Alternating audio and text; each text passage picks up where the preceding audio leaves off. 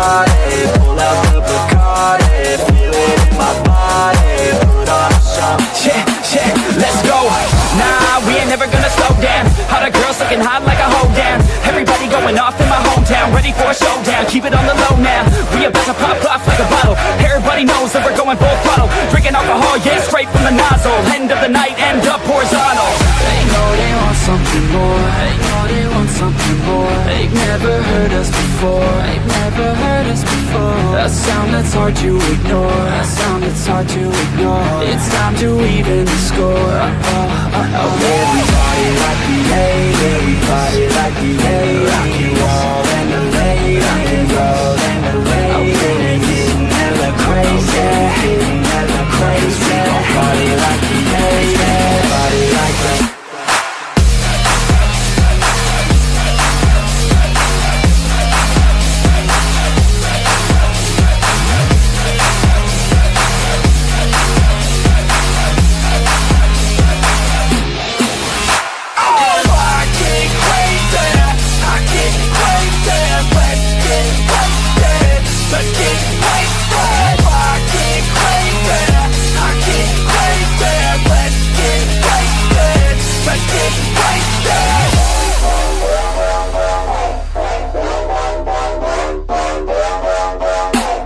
I know that you want it, you know that I got it. So let's get up on it, I'm ready to go. When the bass is knocking, I don't plan on stopping. Baby, keep on rocking, put on a show. Let's go, yeah, we going off on a Tuesday. Gonna go all out till a new day. Turn it up so loud, what you say? Got the whole place filled out like a zoo mate. Her parents told her not to stay out too late, but when I come to pick her up, already too late. Where we headed now? Yes, too great. Party down south, get ready for a new stage. They know they want something more. They know they want something more. They've never heard us before. They've never heard us before. A sound that's hard to ignore. A sound that's hard to ignore. It's time to even the score. Everybody like we hate. Everybody like we hate. Rock and roll and the late. Rock and roll and the late. Getting hella crazy. Getting hella crazy. We gon' party like we hate. Everybody like that.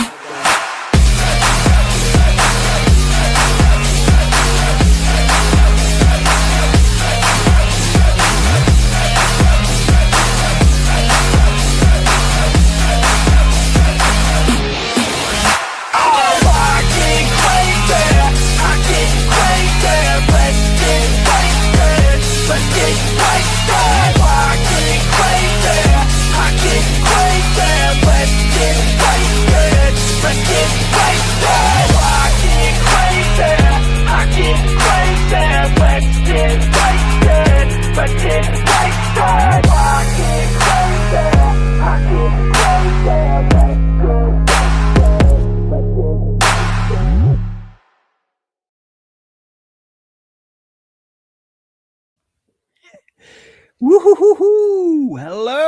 Hello, guys. Hi there. It is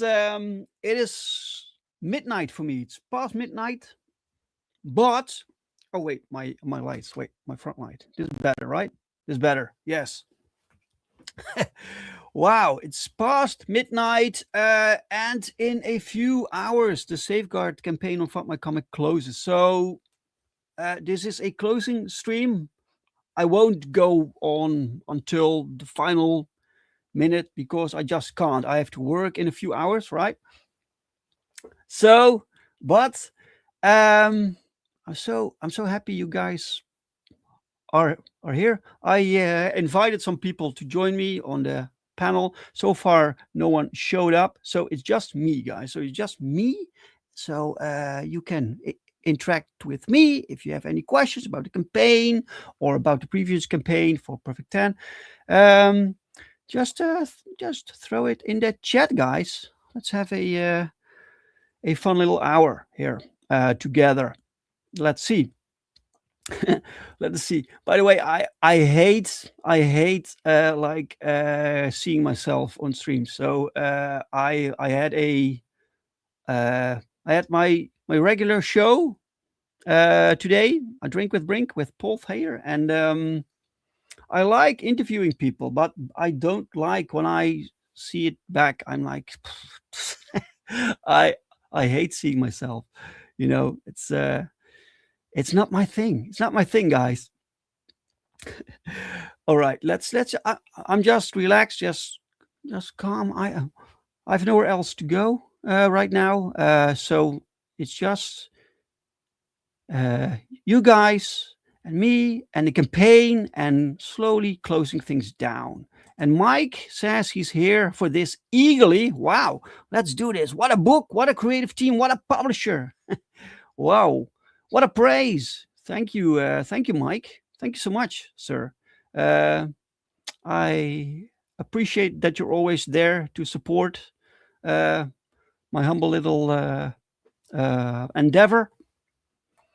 Thank you so much. It's really great to have so much support. Mo Biggs, welcome, Mo. Nice to see you, Mo.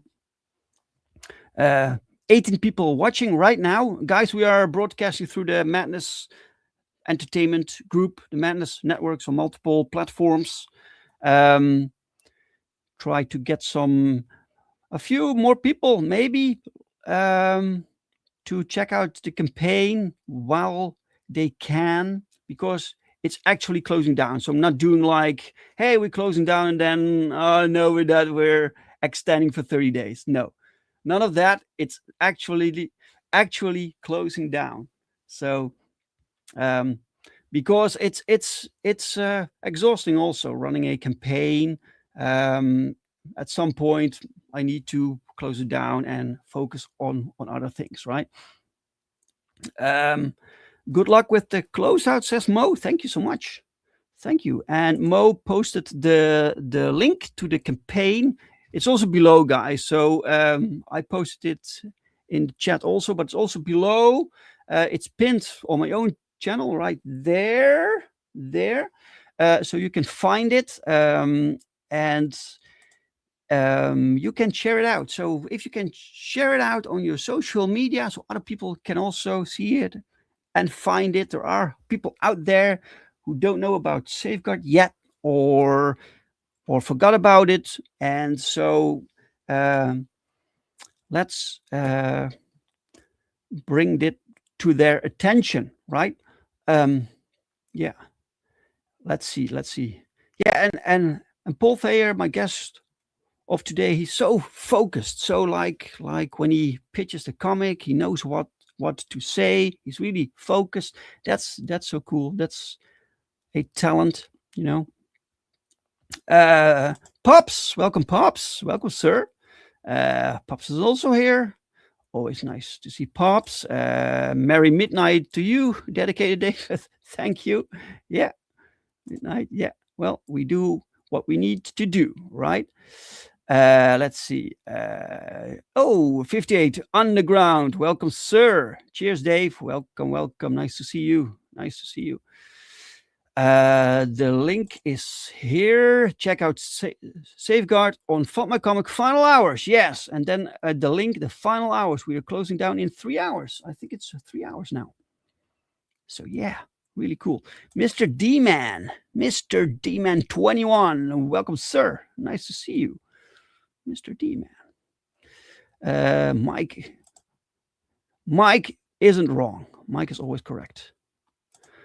And Don. Welcome, Don. Dude, he says. Dude. Hi, Don. How are you today, man? Hail to the chat. Like and sub to Dave. Yes. Thank you for reminding me, sir. I have a little ticker, so let's put that up. So there we go. Show FundMyComic closing stream. Link below. Please like, share, comment, subscribe. Yes. Thank you for the reminder, Don. Share the stream. Yes, share the stream. Let's get some more people in, guys. 20 people watching right now. Got the word out about Safeguard. Excellent. By the way, Don, you have a like a superhero team campaign book coming up, right? Like a what was called Dominion? No, there was a character called Dominion. That was such a cool name. You have a few cool characters, nice designs. Looks nice. I forgot the name. Something with black something. I think you were still like thinking about it, right? About the name. All right, guys.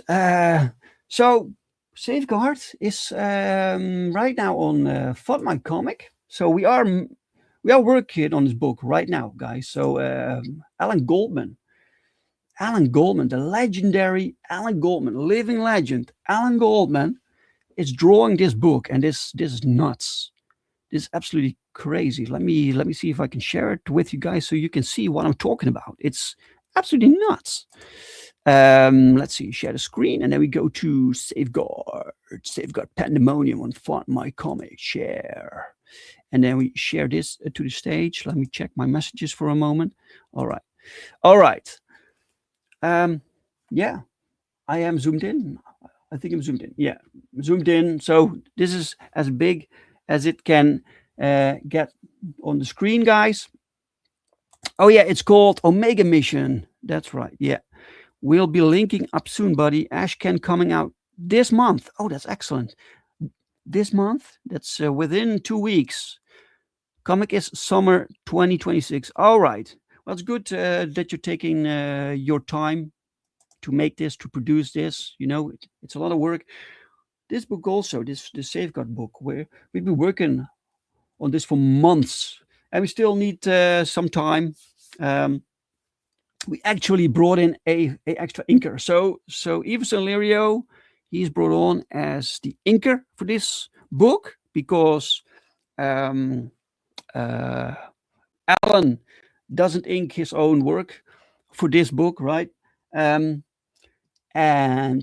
Everson is inking, but it's a lot of work. So, like last week, I also brought on Thiago Gomez, the second inker. So we have 2 inkers now, and Thiago has already finished a page. So it's a lot of work, guys, but it's worth it because this book is looking phenomenal. It's absolutely phenomenal. Mike says, how does 10 integrate into civilian life? What became of Phantasma and what's with Diabolik's inclusion since Perfect 10 issue 5? Will anybody die this time? Back to book to find out. A few of these questions will be answered in Perfect 10 book 6. By the way, Perfect 10 book 6 is completely drawn, guys. It's now, so Daniel, the colorist, is working on the last pages. He's coloring the last pages. I think it should technically all be done within 2 weeks. Perfect 10 book 6. So, but we're way ahead of schedule there because the book is set to like be delivered in, I believe, in April, February, or in March. Sorry, March. I think March. So we're on time, guys. Woodham, hey Woodham, welcome, sir. Yo, pups at all? Yes, welcome, sir. Yeah, but good questions. I think I if I answer them, I will spoil something. So, but you will find out soon when issue 6 is done, and you will read that. A few of these questions will be answered. I basically want to start Safeguard basically without these questions. So you get like introductions to these characters, so new readers can just start with Safeguard, right? But if you read Perfect 10, you have some background on these characters. But it's not necessary. You can just read Safeguard, and you will get the introduction to all these characters and their adventures. Yeah, look at this art, guys. So Alan Goldman, look at this. Phenomenal work. This is inked by Thiago, right? So this is and colored by Brian McNair, and Brian also colors the Black and White series by Art Thibert. And we've been talking for a long time with Brian also. Like, if I ever have a campaign to do with you, or a project, I mean, to do with you. Um, so, but it lasted like 2 years before I finally had something that I could put Brian on. So he's coloring this right now. It's really cool. I'm really satisfied with the quality. This is so good. Yeah, it's so Safeguard issue 1 is a 32-page full color action adventure superhero comic book. When a force of demonic proportions threatens Grand Capital, the heroes of Safeguard have to face the 7 powers of pandemonium. What? What's that about? All right, so we have cover A by Alan Goldman, and then we have cover B by Paul Rodrigues. Paul Rodrigues, the artist of Perfect 10. So I love working with Pau. He's one of my favorite artists. I'm so lucky to be working with him. And he finished drawing Perfect 10, and he drew this cover for Safeguard.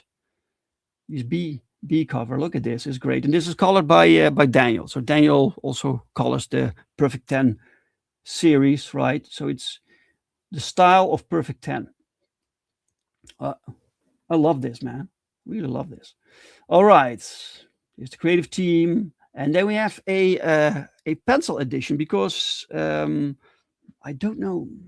I think someone said it would be cool to have a black and white version, and so I talked with Ellen about this, and we kind of came up with the idea to do a like raw pencil edition, so no inks.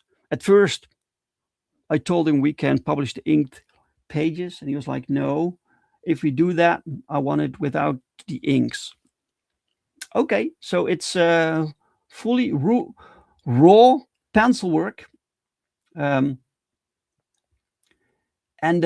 this tray dressing is I'm not sure. I don't know. This is not final, right? So things can change because this book will likely be completely published under Critical Blast's label, which means things might change. They have their own like graphic designer.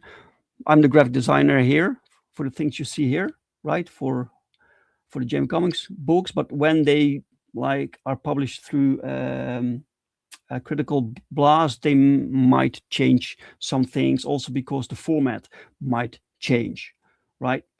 So yeah. Then we have the back cover. This art by Pau, and this is colored by Federico Siok. So these are like the villains. We're introducing brand new villains to the Jamie Comics universe, and some of these guys I had a long time. Like this guy in the back, he's like pretty old, right? I thought of him like decades ago.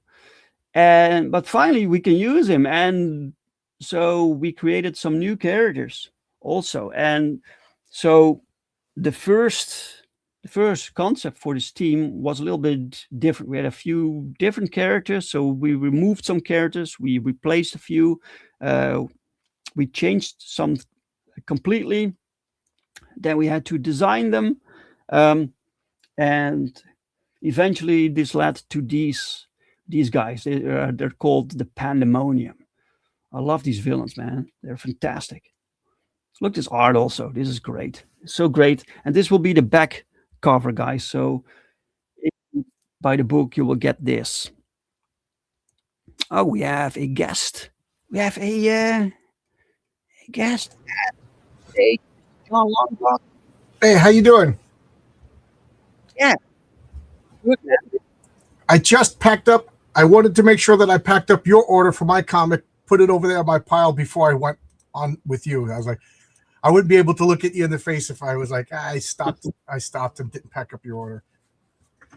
Oh, fantastic. Yeah, man. Looking forward to it. I have the first issue, right, of Heroic Tales. It's still next to me. It's inspiring to see some other cool indie comics. Oh, you kicked yourself off? Yeah, I logged in so I could stream on my channel. I'm trying to get you as many views. Oh, right. Yeah. Pick me off. I don't know what happened. Right. Yeah. But that's cool. It's a cool book, man. Heroic Tales. Heroic Tales. Looks great. Yeah. I talk about this all the time. I think Dave makes the best superhero comics coming out. I hope that someday my comic book will be half as good as anything Dave puts out. I mean, I'm a big fan. I think I bought everything that you've ever published. You're doing it right. The art, the colors. I mean, to the point where I keep asking if I could borrow some of your colorists and people. You do it. You find such great talent. Oh yeah, I love the stories, and one of the things I always talk about is your imagination. I'm a big. I love superhero names, and man, you're the only guy I get jealous of when I see the superhero names. I'm like, why didn't I think of that first? Why didn't I think of that first? That's so good. Yeah, it's funny to see when you have a superhero from Marvel, DC, and you can tell that the creators themselves are not sure about the name. So the character constantly changes names. For instance, with Kitty Pryde, that's one example. Right. And then they just become their secret identity, like Jean Grey. Yeah. That's always weird. Their own. Yeah. Well, she has a name, Phoenix. That's a fantastic name. I don't really like Marvel Girl. That sounds a little bit silly, but Phoenix is a fantastic name. Right. It's Phoenix, and then they came up with this hokey name to resurrect somebody whose name was Phoenix, which is the mythological creature that resurrects itself. Oh yeah. It just showed me that they overcomplicated something that didn't need to be done. But yeah, you were going on a pitch. I don't want to interrupt you. We'll talk. We have plenty of time. And I saw that. People are saying welcome, John. Oh, thank you. Mike says welcome, John. Welcome, Zach Tan. Yep, Zach Tan gives me the drive-by blessing every time I stream. Yeah, cool to see you, Zach Tan. Mike says, "Hey Dave, despite your modesty, your pitch talk just worked. Nudge, nudge." Look at that. I'm looking at that panel. Oh, wait. So good. So, by the way, we have 58 backers, guys. Let's see if we can get to 60 before the campaign closes. That would be great. I'm very happy with 50, 58, 59. 59? Mike, did you back twice? That's crazy. I think I backed the first day. Holy shit. Wait. Let me find something. Because we need to celebrate. Thank you. Yes! Hell yeah! Hey, come on, baby! Come on! Yes! Come on! Ah! Yes! Yes! Woo! Excellent. Thank you so much, guys. Thank you. Wow. 59 backers. That's crazy. That's fantastic. Yeah, you never know how a campaign does. It's FundMyComic plus it's a brand new IP, so you don't know what if people like it, if people will support it, Yeah, I mean anything that you make, I'm supporting. Georgina, the art of this book is so good, it will take your breath away. Yeah, look that panel that you were just showing. I was just looking at that panel. It's so good. This one, yes, the opening panel, man. You have to immediately hook people with your establishing shot. Where does it take place? What are these people doing? Is this interesting? Do I want to spend the entire adventure here? Yes, this is fantastic. Well, look at that. That's a cool museum. You got a dinosaur there. You got a biplane. You got Doctor Strange's cloak. That's a great place to start out a story, as far as I'm concerned. Yeah, Doctor Strange's cloak. Yeah, that is just awesome. Look at the colors in that. I didn't even give give Alan like, yeah, I had a few specific things like in the script, like there are like ancient artifacts, right? But he's the artist, so all I knew was the cloak had to be there, right? Right. That So apparently he, that's part of the story. yeah, so he thought of all these other things like this armor here. Can you see the mouse? Oh, you There's a can't see. mouse. No, my I thought there was a mouse in the kit. and the T-Rex like skeleton. That's all. That's all. Alan. He thought of that. The plane right there. You know. So do you give him like a detailed, like in the script for that panel? Did you give him a big gigantic description, or you just told him the 4 things that were needed and let him go nuts? Yeah, I described the characters that were in there plus the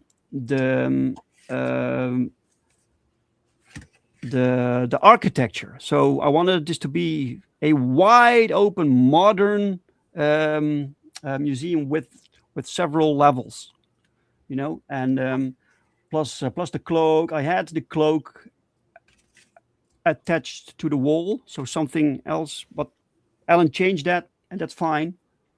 That's we can work with variations. That's cool. And Mike says, I've wondered if any background Easter eggs will be slipped in. Maybe. Looking forward to seeing these characters and their power sets and personalities. Me too.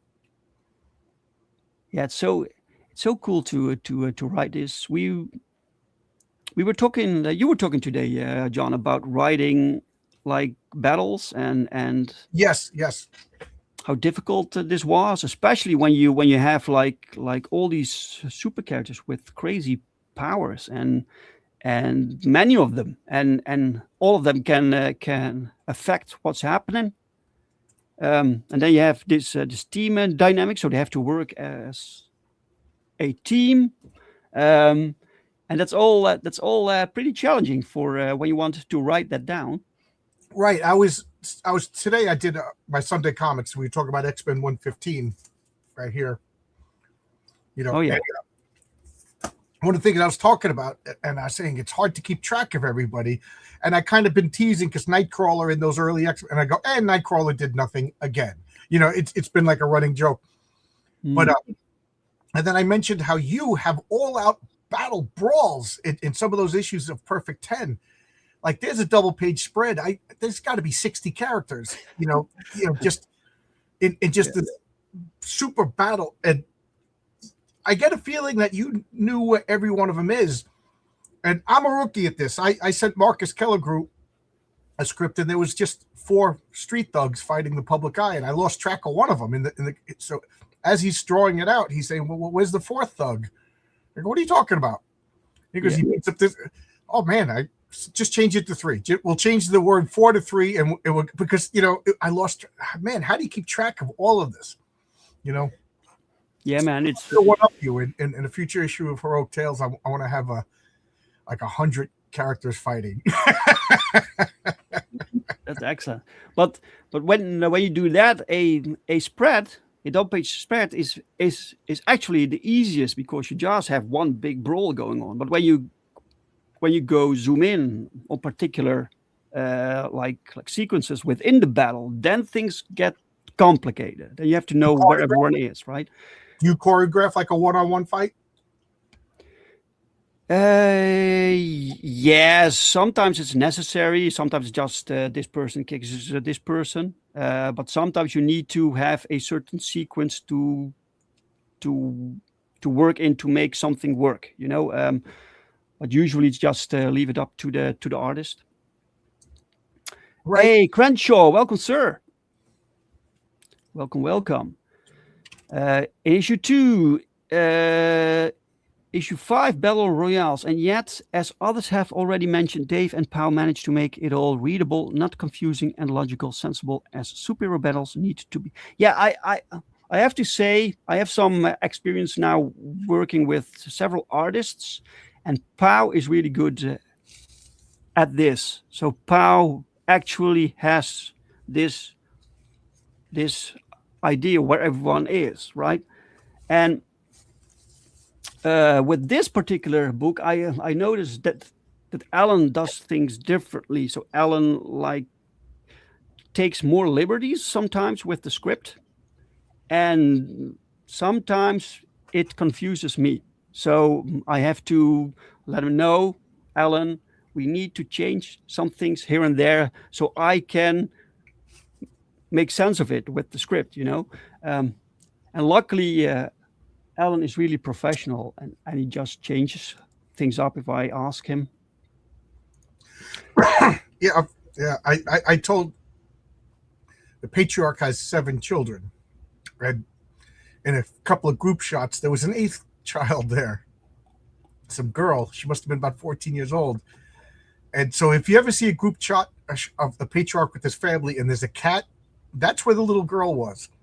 I caught it in time to change it.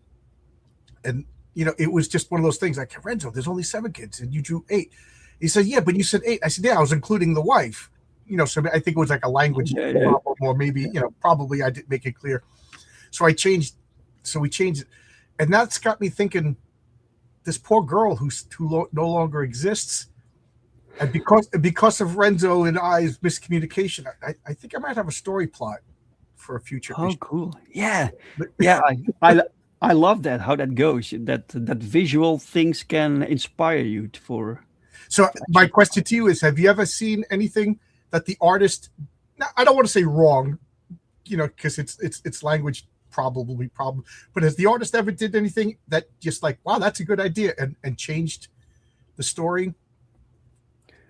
Not big chunks of the story, but sometimes little things or visual ideas that we just kept in, like how things. For instance, it was never my. You have this character called Pinball. You can see him later here, right? And this character right here, this little dude. I'm not looking at the little dude. There's something else drawing my attention. But yeah, and so in the script, I told Pau that Pinball's power is to bounce around. He has this kinetic field, and he uses that to bounce around, and he can take out people quickly. He also makes the sound of bing, bing, bing, bing, bing, like a pinball, right? And Pau drew him like balled up, like with his knees, like balled up, which is not how I imagined it, but we just kept it in. And now every time he uses the power, you see him like yeah, that. you know, because when you told me about Pinball, like right now he's not in action, he's standing there talking to people, so he's not. Yeah. But if I was to imagine him, you know, this is just me, I would imagine him in a balled up position, as close to spherical as possible. Yeah. So, Yeah. John Douglas says, "Holy cheeks, Batman." Welcome, John. Welcome, sir. Bing, bing, Bing, bing, bing. bing, bing, bing. Off those rear curves, yeah. Does he bounce off that? Back that ass, yeah, guys. Back that ass. you go. Now, Johnsky was just reincarnated as. Talk to Hojo has Oh. a great comic called The Mythicals. Yeah. Yeah, I really like the Mythicals. I love all the guys in this sphere, all the fun comics everybody's making, you know. Yeah, the Mythicals concept is also fun. Plus, he works with Lirio, who is the inker who did these inks also. Oh, I didn't know that. Yeah, same But inker. look at this. Now, I'm always a big proponent of storytelling. To me, I'm pretty merciless when it comes to storytelling. But you could scroll down. You could take all the words out of Dave's comics and follow. Now, if you were to take the words out of these 2 panels right here, you wouldn't know what's going on other than knowing that she's disapproving of something and he's shocked. Yeah. You know what I mean? So it works really, really well. You could figure it out if you had the other panel. But I think that is so important. And that's why I say in the indie sphere, it seems like the 90s Image comics are all the rage. And you got that art and the coloring and the dynamism of all that, but you got the one thing that the Image comics were missing was plot, storytelling, and writing. You know, Image Comics were perfectly named. They might as well have been calendars. You know, because the story was bad, but you're doing everything. You got the art and the writing. It's a comic book. You know what's also a bit weird, maybe that I'm always afraid that I bore people with fight scenes. So I love fight scenes within you. You need fight scenes within superhero comics, right? But I don't want things to drag on for too long. You know, you want to tell a story, so I usually go back to non-fight scenes whenever possible. It's really strange. No, I hear you, because I've talked with a bunch of pros on my channel, and a lot of them like kind of just joke and said like, yeah, I'll tell the artist I need 3 pages of fight scenes, and they don't even script it out. It's literally just filler. And I kept, I don't want to insult any of my guests. I just have a policy of not insulting my guests, but it's like so now when I do a fight scene, do I just want to have John punches Dave, Dave punches John, John punches Dave, Dave punches John, John collapses? You know what I mean? Because as the writer, you could control when the guy gets defeated. You know what I mean? Yeah. So I try to make it so that there's something clever in each fight. Yeah. You know, just like one little clever. And if I get that clever thing, then it's okay. You know, if I need the hero to get defeated for plot reasons, I want to make it so that, it makes, because some of the times you just have like Superman just all of a sudden gets knocked out. You're like, this is just plot. There's no reason. So that's why I like to have my characters a little on the weaker side. So like when I do need them to get taken hostage and brought to the underground city, the reader's not going to get pulled out of it. But I think action sequences are hard, and you want them because they shoot laser beams turning into fire and flying and teleporting. Oh yeah. If you don't want to have action scenes, then just make a romance comic. Yeah. Yeah, you want to show spectacle. You do. Love the colors and drawing style in this panel. 10 looks great. Yeah, I love the way Alan draws 10. Also, it's completely different from Pow style, but you can still recognize the character, which is fantastic. Also, what I do love about this setting, it kind of worked perfectly because you want to show people these characters, right? And this setting says a lot about these 2 characters, because these 2 heroes, 10 and Stellar, right? But Stellar is kind of a nerd. He's like this so he loves ancient artifacts.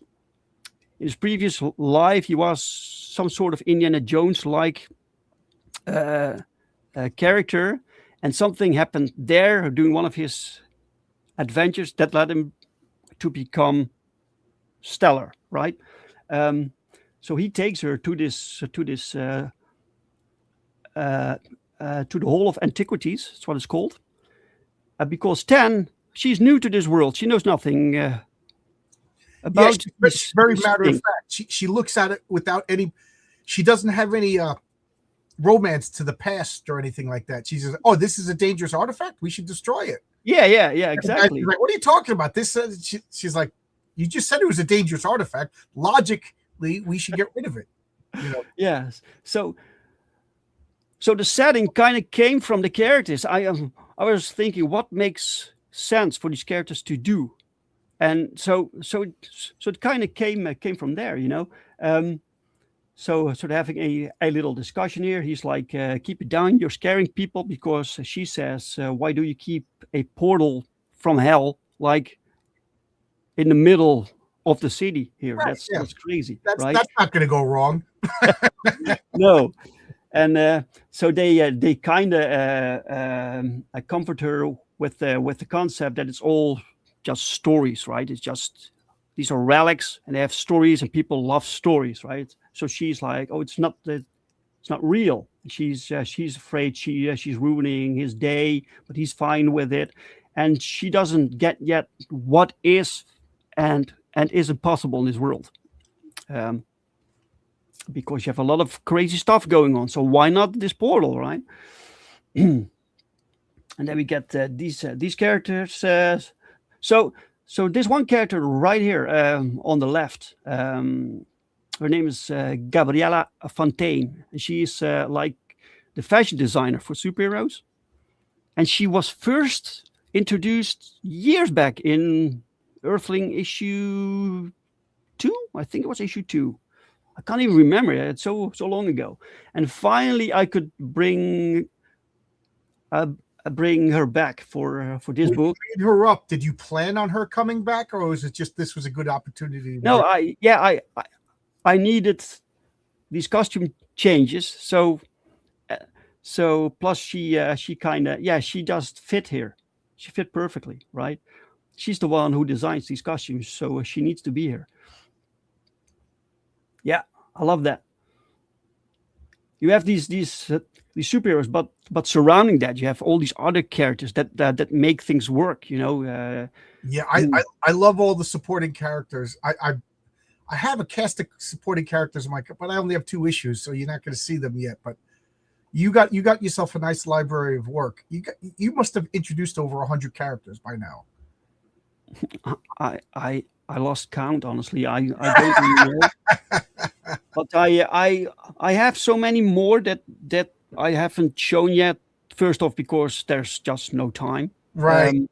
But also because some of them are not ready. I need to feel that they are like fully developed, like at least to the point that I can do something with them.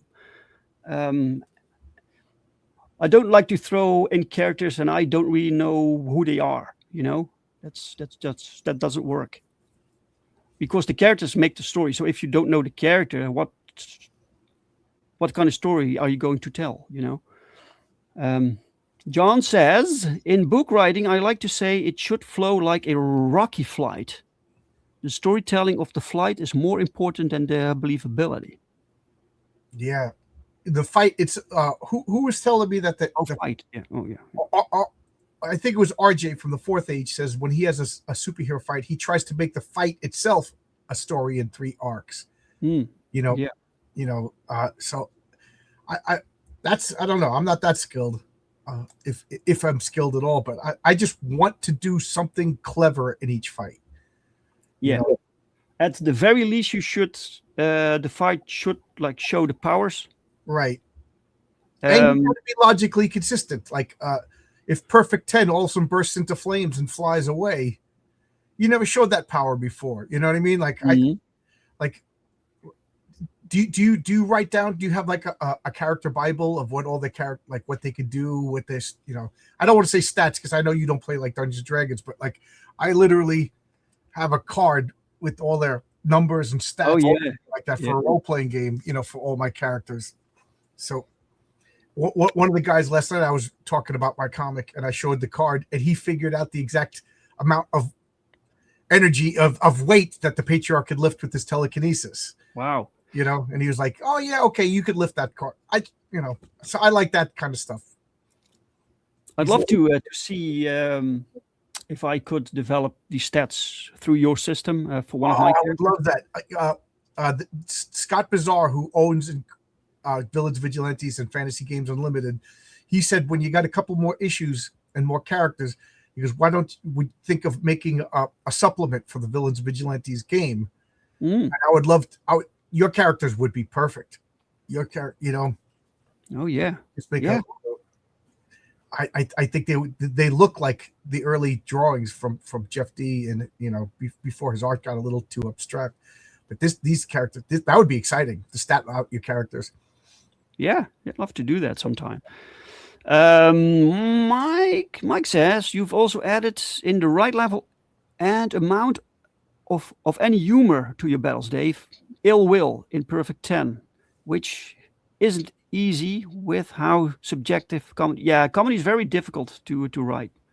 So it's tricky, man. When you have one character within the team who is kind of the goofball, and then you have to give him some funny lines, and that's always, you never know if it actually lands. Yeah, humor is tough. I haven't done any humor yet because I don't know. It's tough. Yeah. 10 looks really good in a denim jacket, and yeah, man, absolutely. And here we have a a inked page by Thiago Gomez. I love that. So you can see it before the colors. That He was- finished this Wednesday. Last Wednesday, he finished this page. Look at these tight lines, man. It's so. Some of these pages that Alan produces are very tricky to ink. They're all pretty tricky, you know. But sometimes it's this very loosey, sketchy thing going on, especially with backgrounds, and the inker has to kind of figure out, sometimes even draw things in, like what is this supposed to be, you know? So inkers need to be able to draw. Yeah, I once I realized I couldn't draw, I was like, I could be an inker, and then I tried inking, and all I did was destroy art. So I'll just stick to typing. Yeah. Hey, creative Welshmans. Welcome. I tune in and I see cake. Yeah. Well, it's a party, man. So you see cake. Creative Welsh, your package is going out on Monday also. Oh, cool. Yeah, man. How many shipments do you still need to? I think I'm down to about 45, around wow. 45. You know, you know the FundMyComic pages.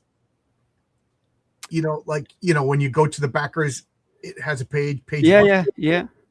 I have about 3/4 of one page left to do. I just stopped because I realized it was 6 o'clock. Yeah, And then right. I had to eat something quick, otherwise I would have been angry.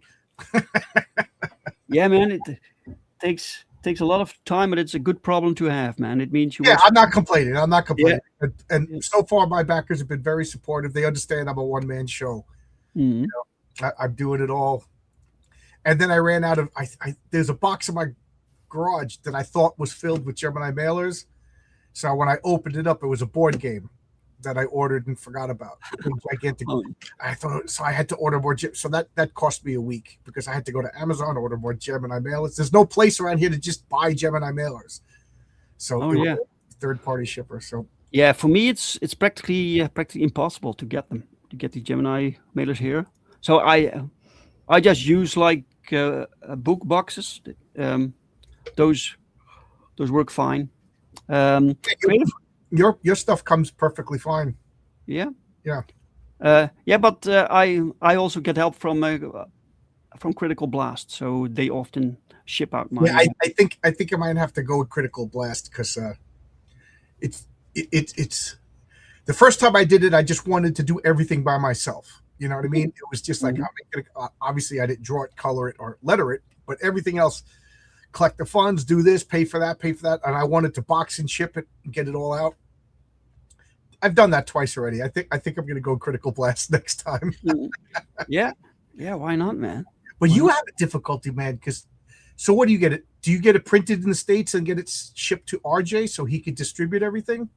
Yeah, it kind of depends. So the single issues, the floppies, I print here. So because I have my conventions, I need my own stock because I have a web store also, right? So I need my own books.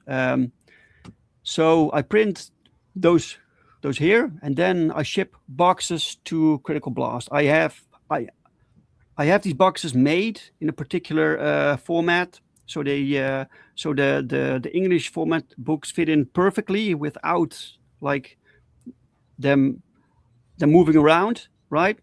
And I have them made. These boxes are very sturdy, so I ship those out. I ship a few of these boxes to Critical Blast, but other things they can do, like for instance the trade paperback, they make. Right. And then there will be a Dutch version of the trade paperback, and I will do that here. But so chances are that people who have bought the trade paperback of Perfect 10 will get the shipment a little bit sooner because my floppies still need to be shipped over to Critical Blast. Creative Welshman asks, did you reach the funding goal? Yes, sir. Yes, we did. We had a funding goal of a measly $2,000, and we reached that. We're now at 214%. 3 hours left to go. Very good. Cool, man. So let's see if we can get to 60 backers before we close. That would be great. Yeah. Oh, I just noticed this Starlit J. That's my buddy Ron Romo. He's the one who he drew the suit backup story in Heroic Tales 1, and he's currently at work on a very bloody, very violent street level vigilante story for Heroic Tales 3 or maybe 4. I forget the order. It's so good, so good. And Brittany says hi. Brittany is his wife. Good to see you. Good to see you. Yeah. Nice to see you, Romo. Yeah, fantastic artist also. Yeah. Now is it okay if I spoil and show you some art? Yeah, of course. I'll find it. Man. I'll find it. If you have something to show, please do. I don't want to take anything away from your show. Zach10 says, clever, like splashing the electricity villain with water. Yeah, he's teasing me because that's one of my pet peeves as an electrician. I hate when electrical villains just get splashed with water and they die. Electrical villains, if that would take out an electrical villain, they would have to be the weakest villains in the world. You know. Right. So Yeah. I'm actually working on a story. That story is going to have the 100th supervillain battle of how to properly deal with an electrical based villain. Holy shit! Yeah. So you have all these villains also designed. Oh, for me, you talking about? Yeah, your 100 battle. Yeah. There's going to be about 50 superheroes, about 50 supervillains. You know, I don't want to spoil it, but yeah, I want to have a 2-page splash, you know, of them all battling and everything. And it's, guys, this is how much I love Dave's comics. He inspires me. You know, it's good. Like literally, I'm trying to dance around because I don't want to give things away. But in the first issue of Perfect 10 comes out of the tubes. She's just created. She's basically naked, but tastefully covered up, running around and having an adventure. And I just thought that was so funny. So I was like, I kind of want to do something like that. So I literally came up with a character to not rip that off. You'll see how different it is, but inspired. And then when I saw your grand battle with all of these characters, I was like, that would make a great scene in the story that I'm working. So there you go. Like Dave is inspiring me, and in a good way too, because I want it to be good. Like if I get inspired by Dave and I do crummy, it's just gonna be silly and a waste of time. And you know what I mean? It's not worth it. So there you go, Dave. Biggest compliment is flatter. You know, imitation is the sincerest form of flattery. Yeah, thank you. Yeah. Thank you, man. Creative Welshman says, dude, I can actually ink, believe it or not. I just need some inking work, to be honest.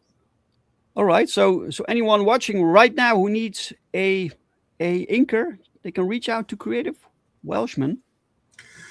Let them do a sample page. I found it all. I did was destroy artwork. Oh, he's laughing at me inking. Yeah. It removed all the subtlety and it removed all the good stuff that made it good. Well, now let me clarify. I bought like those like sketchbooks, like from Marvel tryout books, and they had like, and that's what I inked. So I didn't destroy like friends or real artwork. I just destroyed like published stuff for inking tryouts. Right. Don't have a heart attack. I didn't buy a pencil Jack Kirby and ruin it. Tonight I was busy sketching some characters, mainly Magpie and P.I. Styles. He turned out differently than I imagined. Okay. Oh, that's a good question. When you see your finished product, how different is it than what you originally laid out or wrote or imagined? It's usually very different. Right. It's usually very different, and sometimes even a bit jarring. And I need to take a moment. I taught myself to not reply immediately when I get a page, unless I completely love it. I'm like, wow, fantastic. But sometimes I get to this page, I'm like, okay, I need to adjust, right? And then when I think about it logically, there's nothing wrong with it. It's a different way of visualizing what I had planned. But Right. it works. And the artist should be free to visualize things how they see it. So and then I'm like, yeah, man, thank you for the page. It looks great. Right. Like Renzo, the artist for my comics, he always sends thumbnails. Mhm. You know, so like, you know, a couple of like almost stick figure thumbnails, although Renzo is pretty detailed. And so there's really no surprises. And he is like amazing how he sticks to exactly what I write, to the point like now that I've worked with him so long, when I'm writing a script, I'm picturing it drawn by Renzo and it's remarkably close. But when I work with other people, sometimes it's different. I'm like, but that works.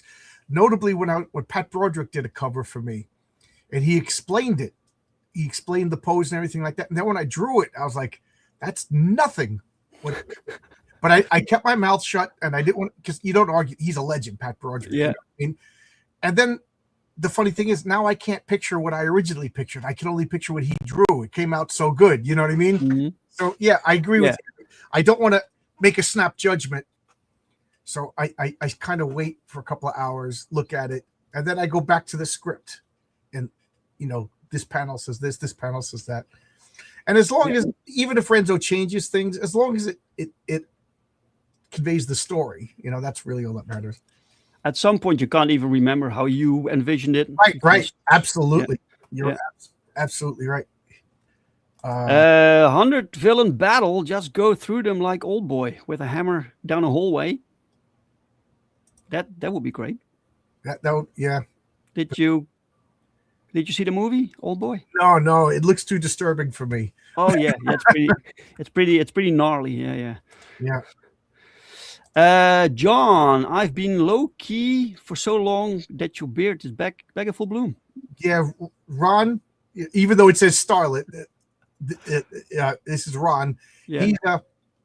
He took over a business, so he's been kind of low key off the internet, kind of low key out of the comic book scene. He's been busy. He's got to feed his family. He's doing the right thing. He's running a full on legit business. Mm-hmm. And then I asked him, "Do you still want to do work for me?" And he's like, "Dude, man, I don't know how many. I think he has 17 children. I don't know. I'm exaggerating, but he has a lot of kids and a wife and his own business."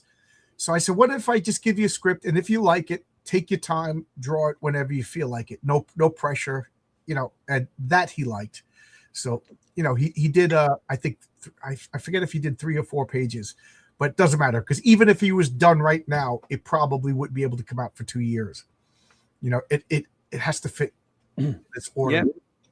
But that, I mean, I learned that. I'm giving a lot of these artists literally 2 to 3 years to finish a 20-page script, because, and then I'm hoping I'll be able to get a lot of comics out all at once. Yeah, I appreciate that you brought Ron back to doing comics. It would be a shame if you never saw anything new from him. Well, this what I'm sharing with you is what he just submitted to me this week. Oh, you're sharing something. Sorry, I didn't even see. Add to the stage. Oh, right. I have to remove this first, and then we add this. So this is this guy. This is a really dark story. It's really dark, really violent, and what this is the custodian is going to the theater. So this is an old theater, off-Broadway theater.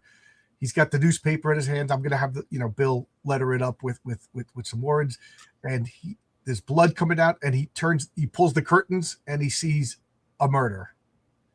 And so when I talked to Ron, I was just like, I want this to be dark. I want this to be violent. Like, this is a serial killer story. The hero is going after a serial killer. And I said, but at the same time, I want it to be like a Will Eisner-esque. So I think he nailed it. I love this is the whole time we're going to see the internal monologue of this poor custodian who walks in and sees this. The newspaper is going to say something like 3 other murders in different theaters. So there's a murder targeting actors and actresses, and that's the name of the story. Some tricky perspective also. Yeah. Big panel. I love this. I love this. Yeah. This is a 2-page spread. So wow, fantastic. Yeah. That little panel starting panel. That's so good with the silhouettes, with the lighting. You know, Yeah. really Yeah. good. The I can't contrast. see what it looks like colored, but at the same time, I love it in black and white. Yeah, Yeah. the page before this is an establishing shot. Ron drew this really beautiful picture of the actual theater itself. You know, so this is page 2 and 3. Looks Yeah, great, this man. story is it's wonderfully violent. Oh, I got Christmas cookies coming. Oh boy. The script is great, guys. Yeah, and I have another story, even darker and meaner, that I will send to Ron. But right now, I'm fulfilling boxes. Ron, I'm sorry, you're getting very dark stories. He's got the suit story, which is very dark. He's got this story that's even darker. And then wait till you see the next story. Oh my God. Did you guys discuss beforehand what kind of story you wanted? Yeah, I always ask the artist. You know, I don't want anybody to be insulted. Like Matt Barr asked, you know, he's like, hey, you want to do something together? I was like, okay.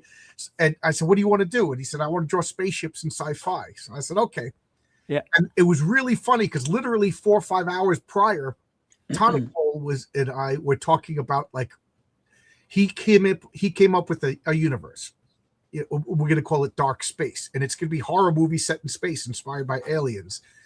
So he set the rules for his universe. And I said, I got a story that would fit perfectly. So I pitched that story to Matt, and Matt said, that's too dark. That is, I don't want to do that. Like, I guess he came to me thinking it would be more all ages, good old fashioned superheroes and stuff. So he's like, I said, okay, let me get back to you. And I pitched the story to Matt. That'll be all ages. It'll be like a Mad Magazine humor story. It's going to be my first attempt at humor, and Matt likes that to the point. He already started drawing it, and I didn't even send him an outline yet. Okay. Pressure's on. Pressure's on. Oh, yeah. I hope he likes it. So yeah, but I don't know.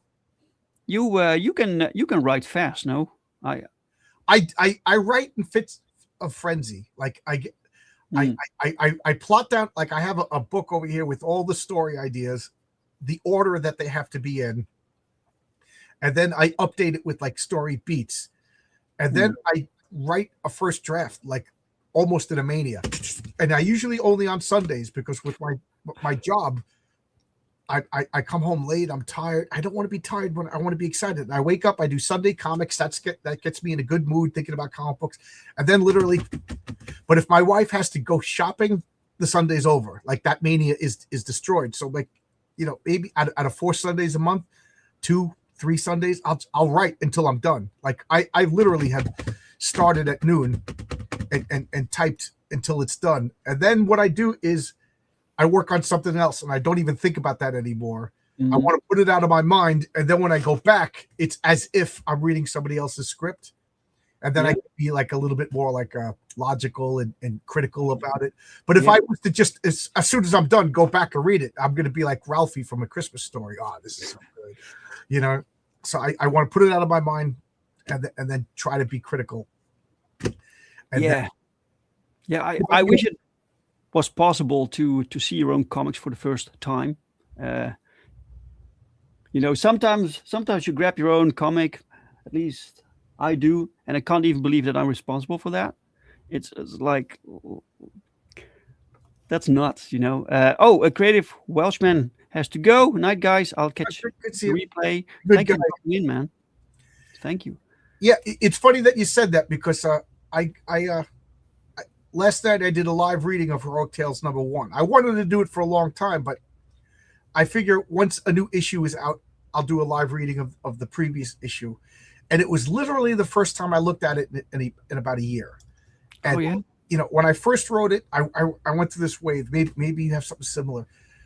But I wrote it, I was like, this is the greatest story ever. John Byrne's going to come out of retirement and he's going to draw my comic, you know. And then it's published. And then all of a sudden, as soon as people started getting it, I was like, oh my God, I can't believe I sent out such a crap comic. Oh my God, they're going to tear me apart. Oh my God, I'm done. You know what I mean? Yeah. And the response was pretty positive. But I was embarrassed by it for a long time. I'm like, I can't believe I wrote this. It's so amateur. Oh, yeah. And then Heroic Tales 2. Oh my God, so much better. And then Patriarch 1. This is the order. Patriarch #1's coming. Then the story I wrote. I feel my writing's getting better. So I was really like embarrassed by Heroic Tales 1. And then last night I read it live, and I'm like, this is better than I remember. Yeah. Like I was having a good time. You make it worse. You make, when I read back my older comics, I can only see the problems with it. I'm like, I should have, because nowadays I write different. I have some more experience, and I would like to rewrite these first books in a different way, but other people don't see that. Right. So usually it's not that bad. Like I pointed out all the mistakes to people. Like they wouldn't know their mistakes because they like there's a continuity mistake. I used the wrong name for the patriarch's oldest son. Oh. But now I have to keep it because yeah. Like famously in Amazing Fantasy 15, he was Peter Parker, Spider-Man. But in Spider-Man #1, they called him Peter Palmer. And then in Spider-Man #2, they went back to Parker. So I don't want to do that. So I gotta use JJ as his name because it's in print. But JJ. Yeah. What does it stand for, JJ? The patriarch's name is James Kelly, so he's James Jr. Oh, we got 2 new backers. Oh, nice. Holy shit. Thank you, guys. Yes! Hell yeah! Hey, come on, baby! Come on! Yes! Come on! Ah! Yes! Yes! Wow. Fantastic. Thank you. Getting to 60 backers, that was what I hoped for. Now we're at 61. Excellent. 2 hours to go. Wow. Fantastic, guys. Thank you all so much. Holy shit. This is great. That people like what you produce, right? That's Well, you have a good reputation. You put out good comics, you deliver on time, you're prolific. You're doing everything right. You're my model. What you're doing everything that I want to do. You got good characters, you got a good team of artists, you got a good reputation, and you don't fight with anybody. I'm working on that. I still fight with people. I'm embarrassed of myself fighting with certain people. But you know what I mean? You're doing it all right, Thank you. 58 Underground says, woo, congrats, Dave. Thank you, sir. Mike says, congrats. Thank you, Mike.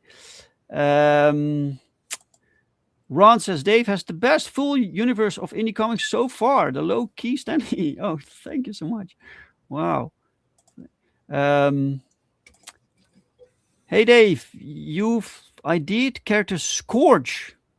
Would you be willing to drop the name of another Pandemonium member on stream? You don't have to point out who the name belongs to. Oh, sure. I can do that. They're right where?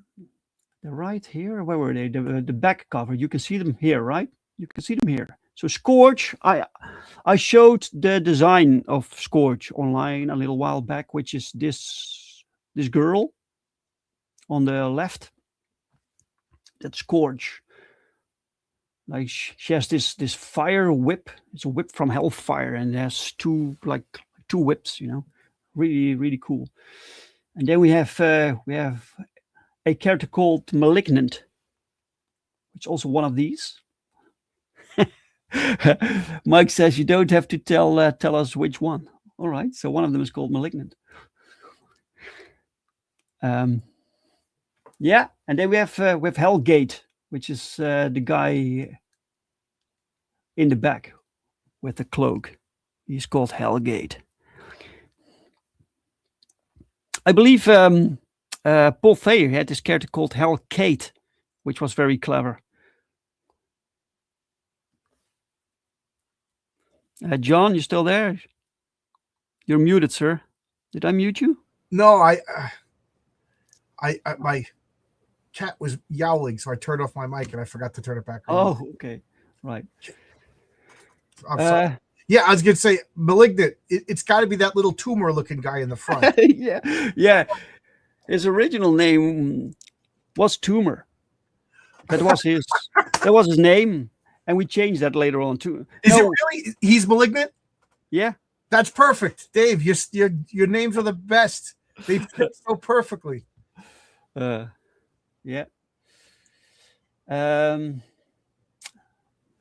And then we have a character called Epitaph. Oh, that's a Also good one- name. It's also one of these. Yeah, man, I love that. Epitaph. Which one would be Epitaph? I don't want to, because if I guess right, then you're going to give it away. Yeah, so people can guess. Intriguing, says Mike. I remember Hellgate appearing in a crossover pinup. Yeah, that was from years back. I had this character called Earthling plus Dream Girl, and they were fighting Hellgate, and they were accompanied by another hero from a different character. From a different creator. That character was called Stealth. And I was during the time that I was with a publisher called Short Fuse, and they had like different creators, and one of them had the book Stealth. So I kind of made this crossover pinup. By the way, it's something that I don't do a lot of nowadays. I used to do that more, like other characters, and make the crossover pinups. But I found that sometimes creators weren't very appreciative. They didn't really care, and I'm like, I wasted like money to produce this pinup, you know. Do you like doing crossovers with other creators and their characters? Yeah, I'd love to, but it only works when characters are a little bit established. That's a bit the problem with the indie. I love to do that, you know. But it works best when people actually know the characters. So we have some raw pencil work here. So this is some sample pages from Alan Goldman. These details, man, this is crazy. So the inker gets this, and the inker has to figure out some things that you're like, what could this be? I like that. Superpowered construction workers over here. Yeah, that's a bit your other job, right? Yeah. So he's not wearing the helmet, right? And he's like this safety inspector. He's like, you need to wear a helmet. And this other guy's like, can't you see this guy is a meta-normal? You know, he's saving us tons of work, literally. And then he's being picked up by the heroes because they have a job to do. Malignant Tumor, Dr. Humorous. Yeah, that's a great name. Yeah. Yeah, wait until you find out what he can do. Right, so this double page spread. Look at this, man. This is nuts. That is nuts. So I basically wrote at the script. We have a double page splash page. In it we see like the superhero Stellar fully in his outfit. And you can see that he's flying, and they're fighting Hellgate, and Hellgate is like unleashing like hundreds of little demons. And I was like, how is Alan going to visualize this? So the inker, he I guess he gets a digital, and then he inks it digitally. Yeah. Yeah. So does your artist, does he draw physically, or does he draw? Because that looks like pencils on paper. Yeah, this is physical. I actually have this. I have this original in my house. Oh, that is great. That's one thing I asked Renzo if he could do all the covers in pencil, and I'll buy them from him. Yeah. Yeah. Oh, so that is awesome. This is good, huh? And it's funny. I'm looking at all those people fighting, but all I can see is Ten's butt. And you can still buy it, guys. For $800, you can get this double page splash, and it comes with all the books. Plus, I will sign them. Then we have this splash page. Wow, look at that. Introduction of these villains of the Pandemonium. This is crazy, man. Absolutely nuts. That is great.